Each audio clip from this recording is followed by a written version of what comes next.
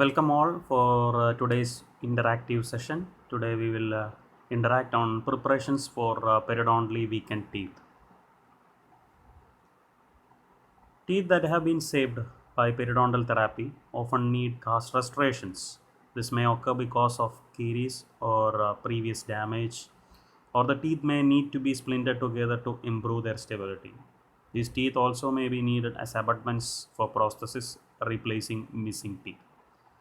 With this introduction, it is quite clear that you might come across teeth which are periodontally involved to be used as abutments or which needs to be retained for special reason. Might be because it is a long-standing tooth which is been present in the distalmost aspect of that particular patient. The patient wants that teeth to be saved, so there are various reasons. So it is quite natural that you might come across teeth which are periodontially involved, which requires cast restorations. So when you do preparations for those periodontally weakened teeth, there are few criterias or things which you need to consider. In this topic or interaction, we will discuss what are those criterias which you need to look into when you prepare those teeth. First is finish line. Finish line is very important for all the preparations, but when it comes to periodontally involved teeth, preparation finish line makes a huge difference. It improves the periodontal health, that is remaining periodontal health which is been already compromised, and it also improves the longevity of the prosthesis. So you cannot take any chance in the finish line. You have to be very careful. You need to judiciously select the appropriate finish line when you prepare these periodontally weakened teeth.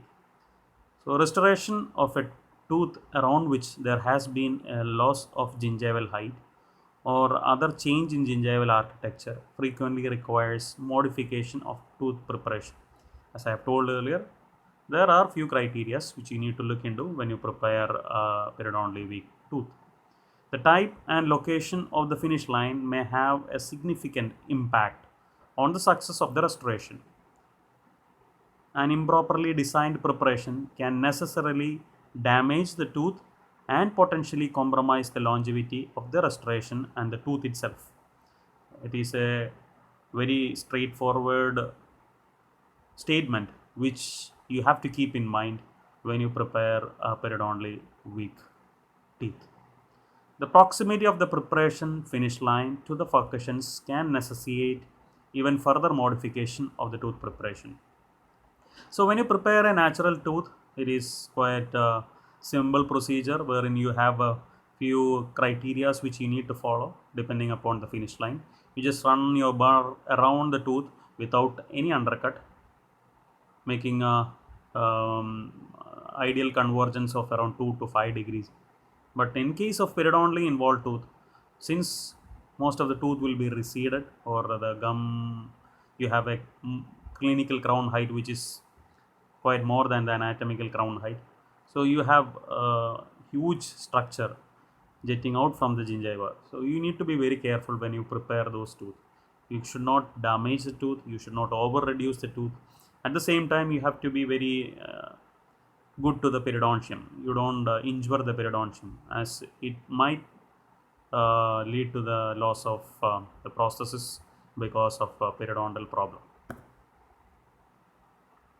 The optimum location for the gingival finish line of a crown preparation is on the enamel, away from the gingival sulcus. However, it is frequently necessary for the restoration margin to extend apically to cover an expanse of root surface that may have been affected by caries or erosion.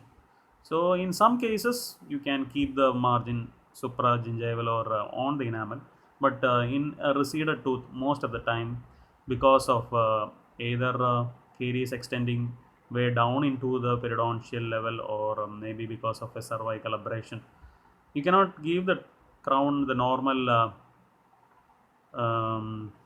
kind of finish line which you give normally in an enamel. You may have to take down your finish line way down to the gingival level, which might extend beyond the cemento-enamel junction. So in those cases, you have to be very careful.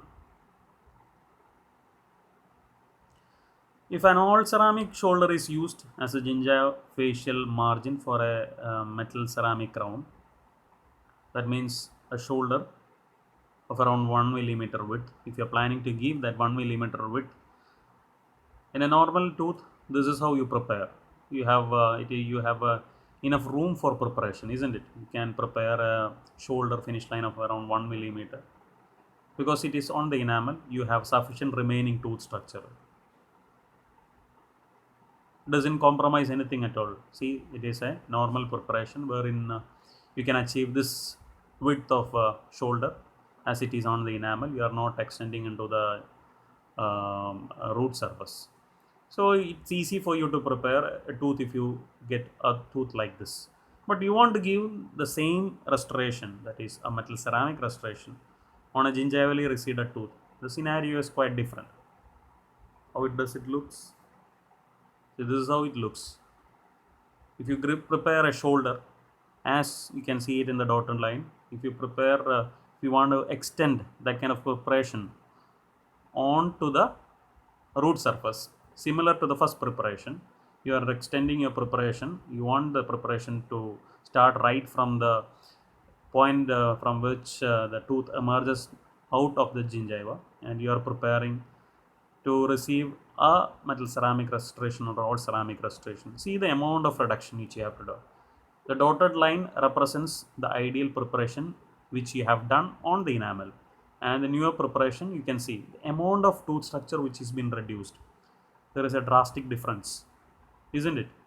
Now the crown has become very small, it is long, and see the finish line or the margin of the preparation, it is extending way into the root surface, which can create a problem to the vitality of the tooth, or it can even compromise the strength of the root. So in this kind of situation, this is what you encounter in a periodontally weak tooth. If you are going to prepare like this, it is going to damage the tooth drastically. There are more chances of a fracture which is going to occur at the junction. And what happens if the prosthesis is fractured? The longevity is being compromised. So it is a threatening situation.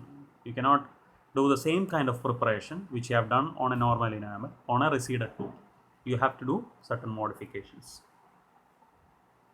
Aside from possible pulpal encroachment, this gross destruction of axial tooth structure weakens the natural structural durability of the tooth. Additionally, the shoulder has a greater potential for concentrating stresses that could ultimately lead to the fracture of the tooth. As I have told earlier, there could be all possible there is all possible chances that you get a fracture in that particular area because there is concentration of stresses happening on that margin, and possible pulpal encroachment because of the gross destruction or gross preparation which you have done. So this cannot be done. You need to think in terms of a different aspect. So what you have to do, a chamfer finish line on the facial surface in this apical position will result in approximately the same depth of axial reduction as would a shoulder at that usual level. So what you're supposed to do is you have to prepare the tooth in such a way that you are extending the preparation, or you are making the preparation finish line a chamfer at the gingival level. If you do a chamfer finish line at the gingival level, there is a few millimeter of space from the margin to the enamel point, isn't it? If you prepare a chamfer finish line,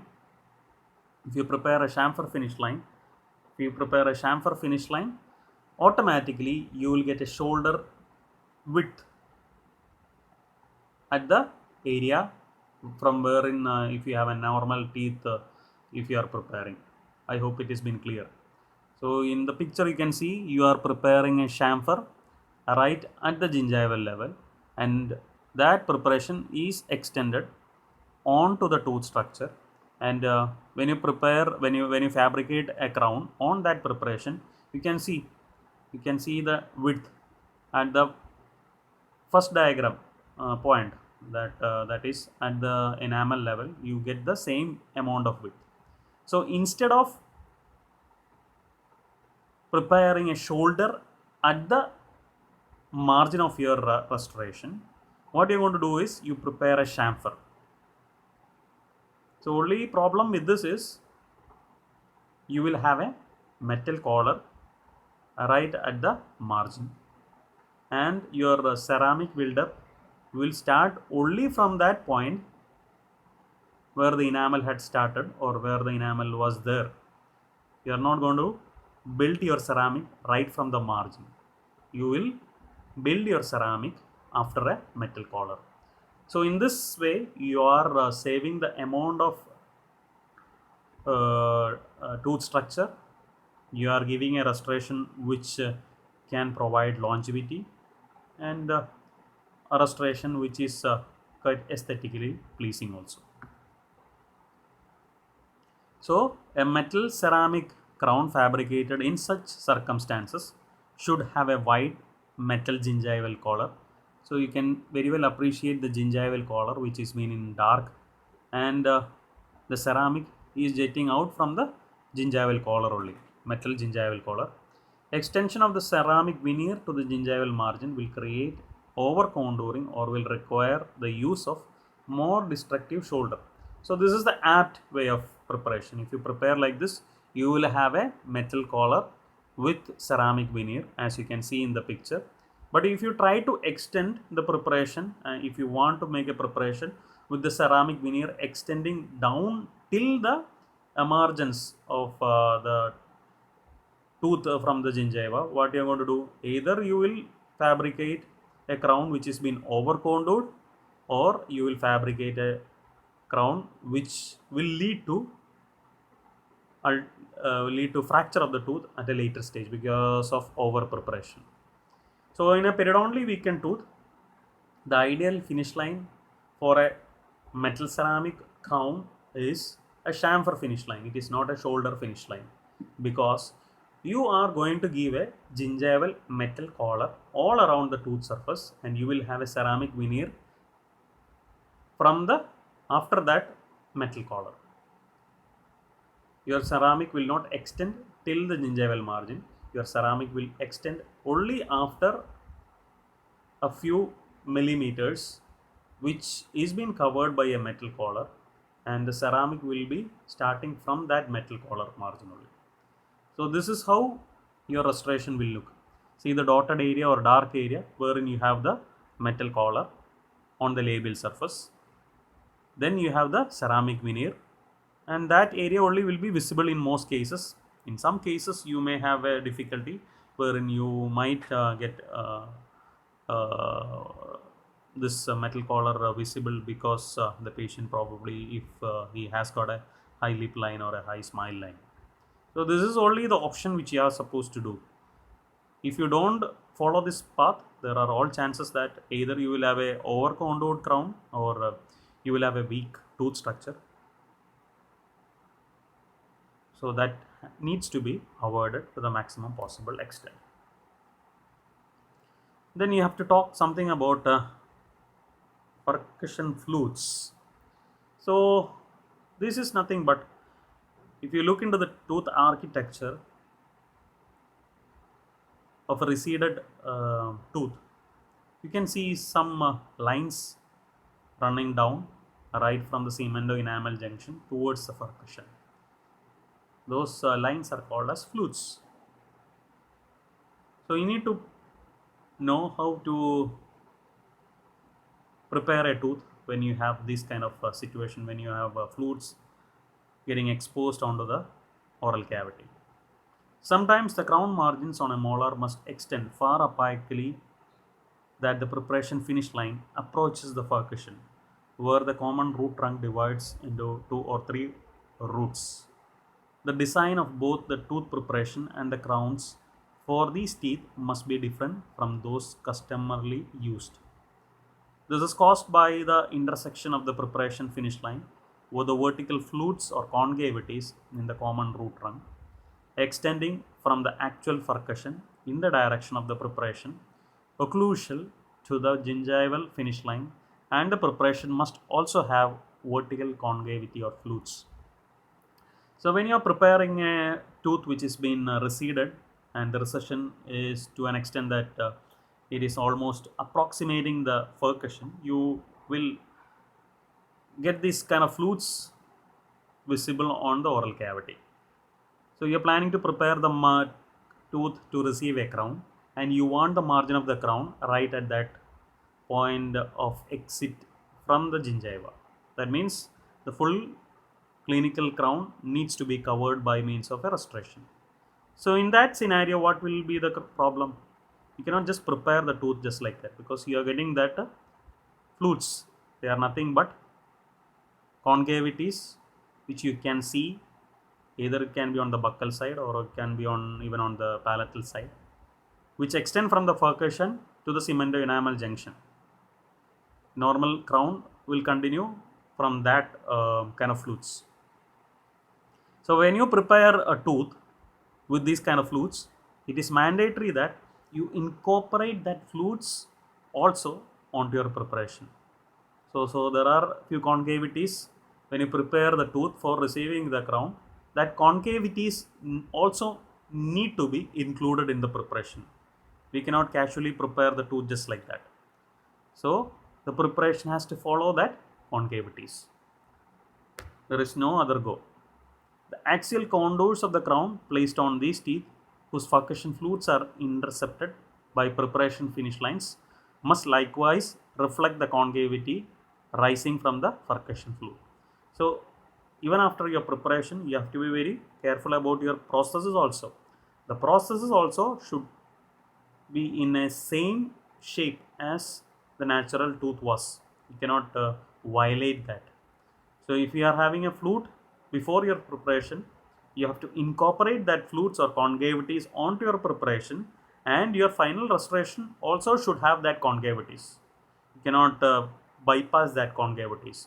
If you bypass, it is something going to act as a plaque accumulator, or it won't give stimulation to the gingiva, which in turn leads to periodontal breakdown and finally failure of that restoration. So the artificial crown should create or recreate the contours of the furcation flute, and it should not follow the original crown contours. So if you have a natural teeth, it has got a crown contour, that is, it is just convex all around. You don't have any concavities. But when you are preparing a tooth with a recession extending till the furcation, the crown which you're going to give on that tooth also should have that concavities, so that the equilibrium is not violated. If you are giving a different kind of processes, there is always chances that the equilibrium is violated and it will lead to destructions. So what is there in the oral cavity, even after you prepare and even after even after you prepare and you give a restoration, it should follow the same pattern which was existing in the oral cavity. There is no other go. So the facial surface should be invaginated into a concavity above the bifurcation that extend occlusally until it meets the facial surface. So whatever flutes are there in the facial surface, it needs to be incorporated onto the preparation and to the restoration. The concavities usually merge with features originating on the occlusal surface. If you have any extracted tooth, you can very well appreciate these concavities or flutes which is being present, and the extension of flutes from the percussion area till that point from where the clinical crown emerges. There must be no interruption in the vertical concavity arising at the margin of the restoration. Any horizontal ridge on the facial or lingual surface of the tooth that intersects with this concavity will block it and will result in plaque retaining area. So if you try to overcount, or if you try to modify the crown so that you don't want that concavity or flutes incorporated into the crown, it always will act as a plaque retentive area. So it has to be avoided in your restoration. So if you prepare your tooth with that flutes incorporated into the preparation, you have to tell the laboratory technician that I want this concavity to be there in my crown also. Then only the treatment will be complete. You prepare the tooth following the flutes, and your lab technician did not make a crown. In accordance to that, he made an over contour crown. Then whatever preparation which you have done will not make sense. You are damaging the periodontium. Now, after incorporation of the flutes, there are specifications regarding the margin placement. Except for the risk of such gingival decay and aesthetic consideration, it is best to terminate preparations above the gingival margin. Always welcome to have the preparation on visible area. That means supragingival margins are always appreciated. Impression recording is easy. You can visualize the fit of the restoration, and any excessive cement, if it is there, you can easily clean that area. So whenever possible, it is always mandatory that you keep your preparation margin supragingivally. But there are certain instances where you cannot place the margin supragingivally. You have to make the margin subgingival or equigingival. In those cases, there is no other go. You have to prepare the margin like that itself. If periodontal therapy has been performed and the gingival has receded, the preparation should end at the cemento-enamel junction. Even if the tissue does not recede, the margin of the tooth preparation should be away from the soft tissues. In some cases, there is a recession. In that case, you can keep it in the cemento-enamel junction. Sometimes it may not have receded, but it is always mandatory that you keep the preparation away from the soft tissue. So in a few instances, what we think is, if the patient is very apprehensive, I mean, in the sense if the patient wants the restoration quite fast, he is living abroad or something, want to leave. So in those cases, what we do is sometimes we prepare the tooth. We do the periodontal therapy. We won't get enough time for the healing to take place.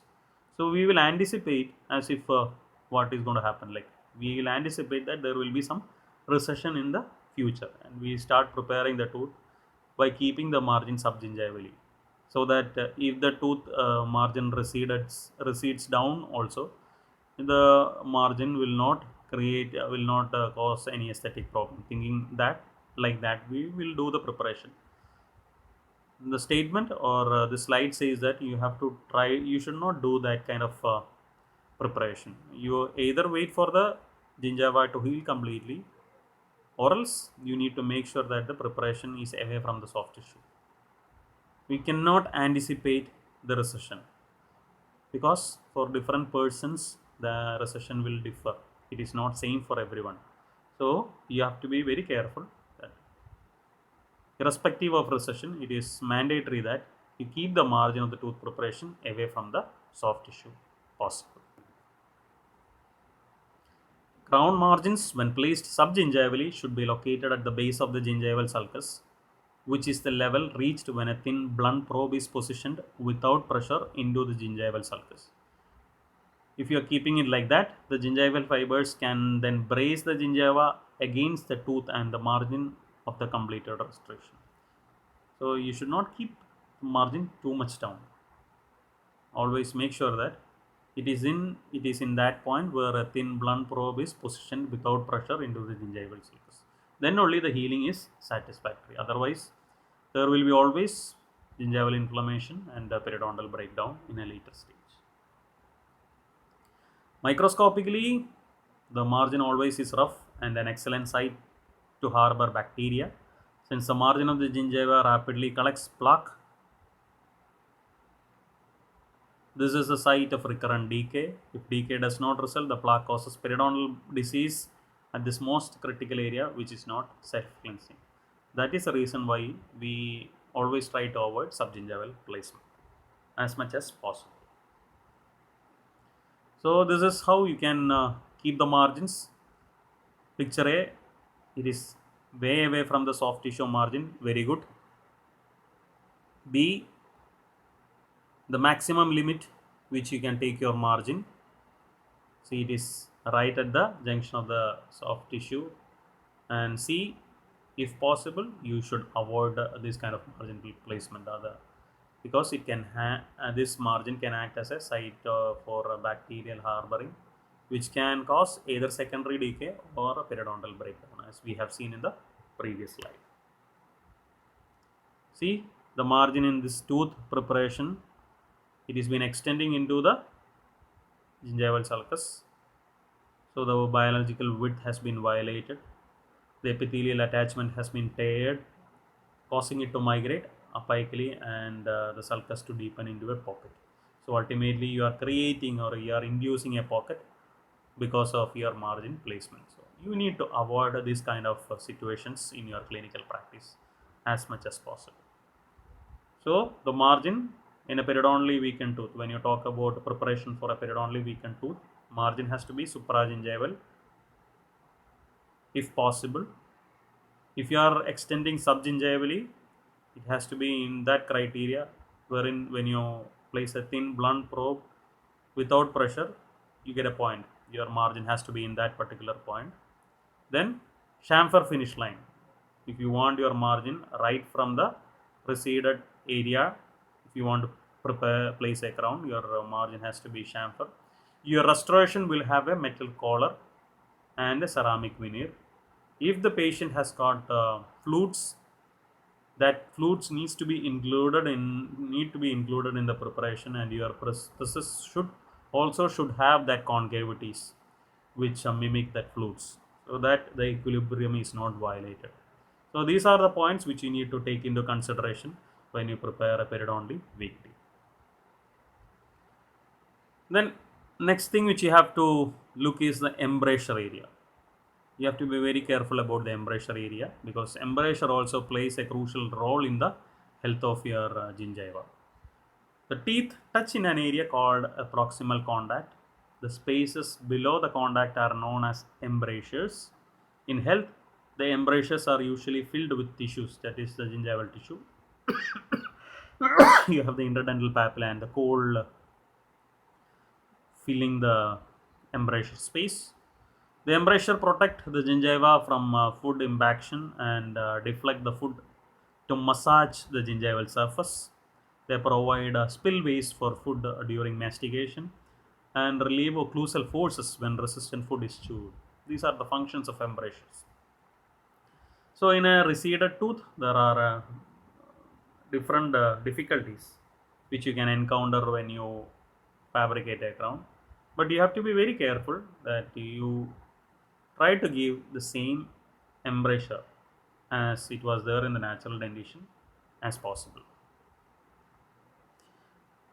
So this is the pictorial representation how your embrasure has to be in a receded tooth.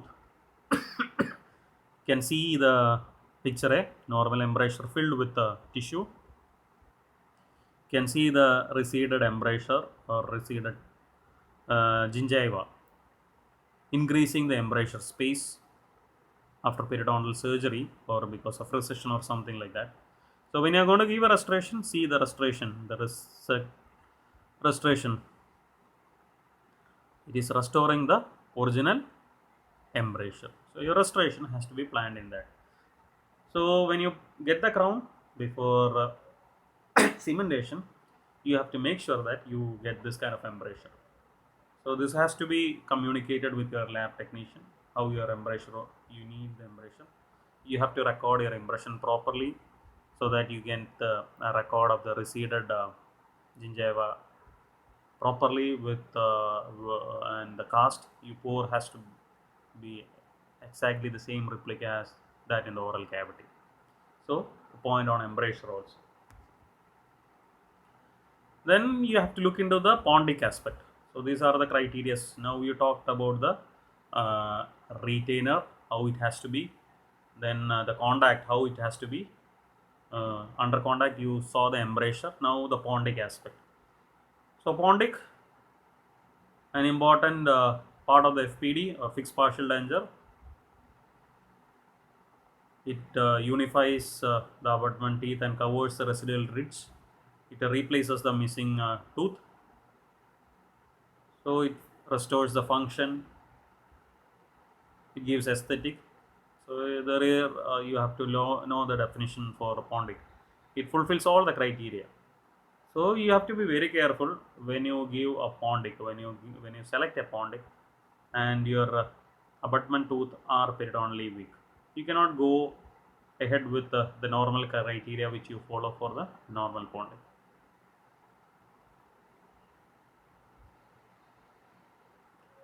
So you have two designs, that is with the mucosal contact and without mucosal contact. So the preference is with the mucosal contact where aesthetics is of concern, that is in the anterior area, and sanitary or without mucosal contact is the preferred contact design in the posterior area, that is lower premolars and molars. If you give this kind of contact, the FPD will last long. The periodontal condition of the abutment tooth will be excellent, and you will have a long lasting FPD. If you are going to violate these principles, there is always possibility that the periodontium might get infected because of the faulty design. So you have a ridge lap pondic, modified ridge lap, ovate and conical with mucosal contact, and sanitary or modified sanitary or pearl pondic without mucosal contact. So in anterior aspect where aesthetics is criteria, you stick on with modified ridge lap, and on the posterior area where aesthetics is not an important criteria, try to give sanitary or a modified sanitary. That is the pontics preferred in case of a periodontally weakened abutment which are used as retainers. So the most preferred pontic is sanitary in periodontally weakened teeth. Next preference is modified ridge lap in areas of aesthetic concern. So this is about your preparations on periodontally weakened teeth, how each individual component of FPD should be in a periodontally weakened tooth. Now we have to look into one more aspect, that is root resection. In some cases, you cannot give a satisfactory restoration to a particular tooth as a normal crown, which includes the flutes as well as the concavities, because one root is not as healthy as the remaining tooth. So for a maxillary molar, you have three roots. There are conditions wherein you will have a mesiofacial or distofacial or distobuccal root is not healthy. It could be because of bone loss. It could be because of a faulty endodontics wherein you have an instrument separation and you are not very sure whether that tooth is going to last because of the instrument separation. In that case, you have to resect a particular root and retain the properly filled roots. So when you provide a cast restoration on this kind of resected tooth, you have to be very careful. There are few more other guidelines which you have to look into. Those factors we will be seeing in the next session. With this, I will conclude my interaction on periodontally weakened tooth, and in the next session we will see what are the criteria which you have to look when you encounter a resected root resected tooth. What all things you have to consider, how you go about creating those things. Thank you.